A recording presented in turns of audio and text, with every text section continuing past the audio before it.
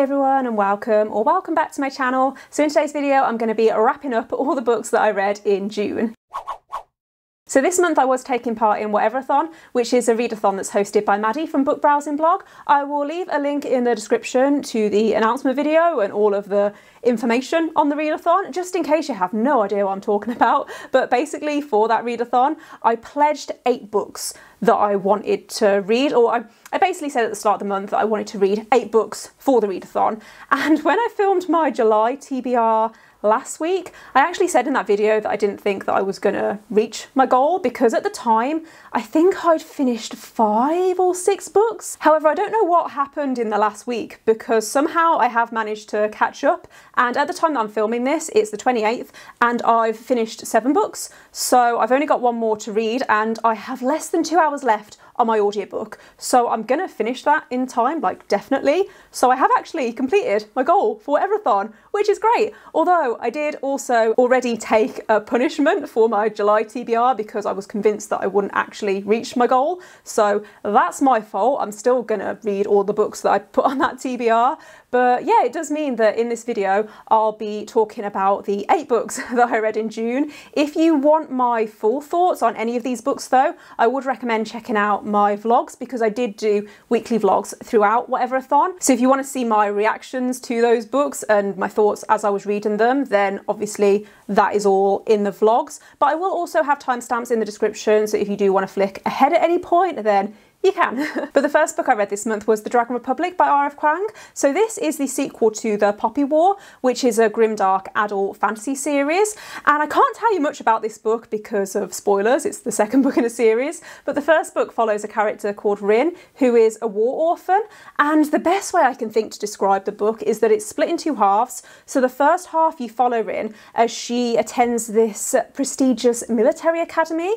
And then the second half has much more of a focus on war. It's a very dark book and it's very difficult to read in places, especially when you know that certain events within the book are inspired by actual Chinese history. I gave the first book 3.5 stars because even though I did enjoy it, I liked the second half a lot more than the first half.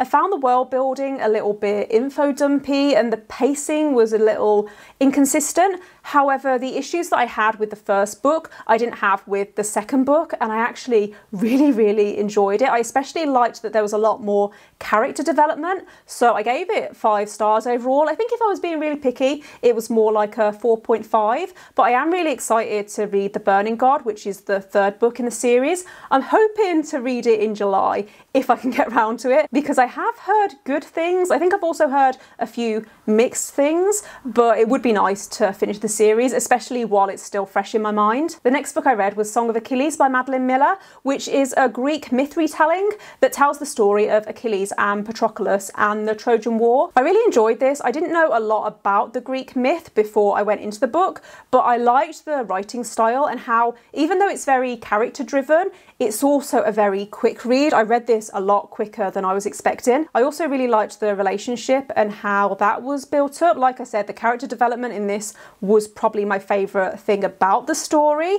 However, the only reason I gave this 4 stars rather than 5 stars was because it didn't have the emotional impact that I was expecting. I think maybe I'd seen too many reviews for this book before I read it, because a lot of people were talking about how it made them cry, and maybe I'm just dead inside, but it didn't make me cry. I did feel very emotional towards the end, but not as emotional as I was expecting. I actually thought the ending was pretty rushed. However, I would like to read Madeline Miller's other book, Circe, which I do have on my Kindle. I think it was on offer the other week. I saw it for 99p and I can't resist a 99p deal, so I snapped it up and I'm hopefully going to get around to it eventually. The next book I read was The Shadow of the Gods by Gwynne, which is an adult fantasy that is set in this world that's inspired by Norse mythology.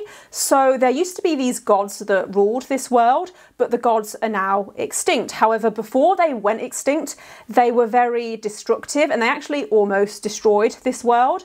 and so a lot of people are scared of them, and they are especially scared of the descendants of these gods. The story is told from 3 different perspectives, and I did like all 3 perspectives, which I sometimes find actually that in fantasy that's told from multiple POVs, usually there's 1 or 2 that I don't really like, or there's one that I like more than others, but I liked all 3 of them equally, and I thought the character development was done really well. If you're looking for an epic fantasy that is filled with a lot of bloodthirsty battle scenes, then I would really recommend this. I definitely want to continue the series. This did come out recently. I think it came out a few months ago, and I actually read an arc of it through NetGalley, but I read the arc after the publication date because I am useless at reading arcs in time. Yeah, really enjoyed this, and I would also like to read more of John Gwynne's books. I know that he has another series, The Faithful and the Fallen, which I also want to read, hopefully, eventually. We know what I'm like though with my TBR.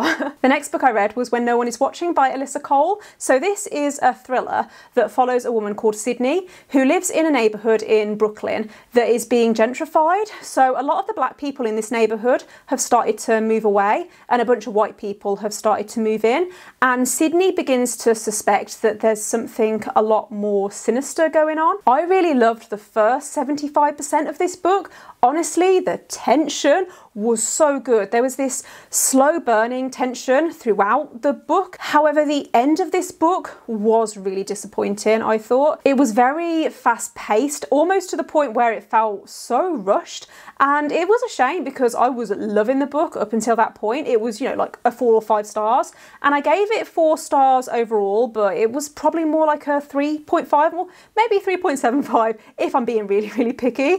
I would still recommend it, I think, because I did love that first 3/4 of the book. However, I would say that if you don't like romance, then you probably wouldn't enjoy this, because certain parts of this book did read like a romance in terms of the content and the language. I didn't mind that because I read a lot of romance books anyway, so I'm used to it, but there were certain parts that were just a little bit jarring, so just something to bear in mind. But yeah, overall I gave this one 4 stars. The next book I read was Girls of Paper and Fire by Natasha Ngan. So this is a young adult fantasy that follows a girl called Lay, who is forced to become one of the Demon King's paper girls. So the paper girls are essentially the king's concubines, and you follow Lay as she travels to the capital and begins having lessons on how to be a consort of the king. There's also a female-female relationship that develops between Lay and one of the other paper girls, which I thought was really done well. I think that was probably my favourite thing about the book, was the way that the characters' relationship was developed. I gave this one 5 stars overall because I really enjoyed it. I think it's one of the best YA fantasies that I've read in the last few years, at least anyway. It was really gripping, and there was just something about the writing style that made it really hard to put down, and it made me want to keep on reading. Any of the little issues that I had were mostly due to the fact that it's a YA fantasy, and I don't feel like it's fair for me to criticise a book for being young adult when I knew that going into the book, if that makes sense. But if you like YA fantasy and you haven't read this book yet, then I'd really recommend it. I definitely want to continue the series. I think the 3rd book in the trilogy comes out later this year, and so I think once that's released, I'll read book 2 and book 3 so I can read them back to back. If you are thinking of reading this though, I would recommend checking the trigger warnings beforehand, because there are a few, especially for sexual assault. The next book I read was The Final Empire by Brandon Sanderson. So this is an adult fantasy that's set in a world where the Dark Lord won. So for the past 1,000 years, this Dark Lord, this evil Lord ruler, has ruled over this empire, and we're following a group of characters that are putting together a plan to overthrow this empire. What I loved most about this book was the magic system and how it's based around allomancy. So there are people in this world that can ingest different types of metal, and it gives them magical abilities. And the way that you learn about the magic system and the way that it's built up and we're gradually introduced to it, I really, really liked that, and I thought it was really well done. Honestly, this is probably one of the easiest 5 stars I have ever given to a book. If you love fantasy and you haven't got round to this series yet, then I would 100% recommend it. Honestly, I can't remember the last time a book made me feel the way that this book made me feel. I really want to read the rest of the series as soon as I can, but also I feel like the end of this book was quite intense, and so I want to take a little bit of a break to collect myself, and then hopefully I will continue it before the end of the year, definitely before the end of the year, because I need to know what is going to happen next. I do also have a dedicated spoiler-free reading vlog for this, so I'll leave that linked in the cards. I never know what side it is. I think it's that side, or I'll leave it linked in the description so you can check it out if you would like to. The next book I read was A Dead Djinn in Cairo by P. Djèlí Clark, I think is how you pronounce it. So this is a really short novella that's set in Cairo in the early 1900s, I think, and it follows a detective who's investigating after a dead djinn is found. So it's pretty much there in the title. A dead djinn is found in Cairo and a detective is investigating. But I read this last night in one sitting because I needed something quick to read in the bath, and I'm sure that I had seen Abby, I think it was, recommending this book if you like the David trilogy by S.A. Chakraborty, and that is one of my absolute favourite fantasy series. So I gave it a go and I really enjoyed it. I gave it 4 stars, considering that it's less than 50 pages.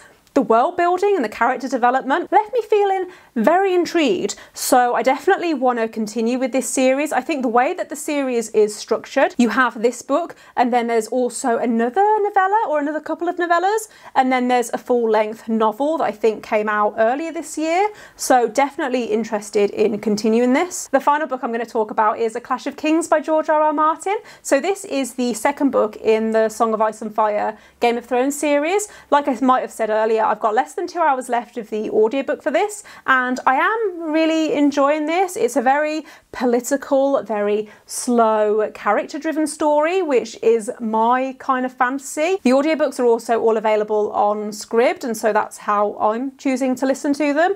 I don't know if I would recommend the audiobooks. That might sound weird because I am enjoying the audiobooks, like they're fine, but I wouldn't go out of my way to recommend them, if that makes sense. The narrator pronounces certain names differently to how they're pronounced in the TV show. So if you've watched the TV show and you're thinking of reading the books and that's something that would bother you, then that is something that I wanted to mention. It doesn't bother me a huge amount, but it is a little jarring every so often. I would never rate a book low because of that though, because that isn't the narrator's fault if the narration was recorded before the TV show, if that makes sense. But yeah, I wanted to mention it because when I first started listening to the audiobooks, it was just a little bit of a surprise. This isn't my favourite book in the series. I think it's going to be a solid 4 stars, mostly because there are certain perspectives that I found just a little bit boring and that I'm not as interested in, and there are certain characters that we don't see as much of in this book that I would like to see more of.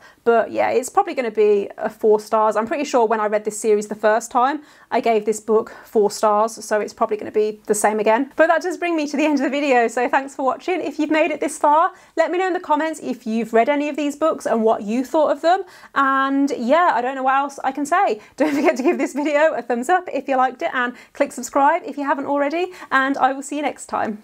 Bye.